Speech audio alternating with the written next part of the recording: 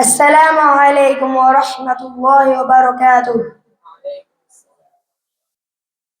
Today's presented in this meeting, respected principal of Madinatul Uloom Academy and all my teachers with respected present of another people with my friends.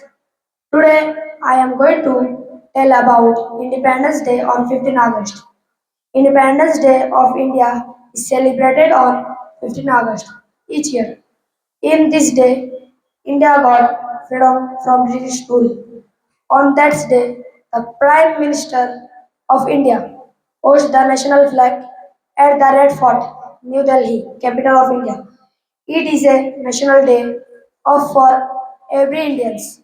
This day we remember the great struggle of freedom fighters.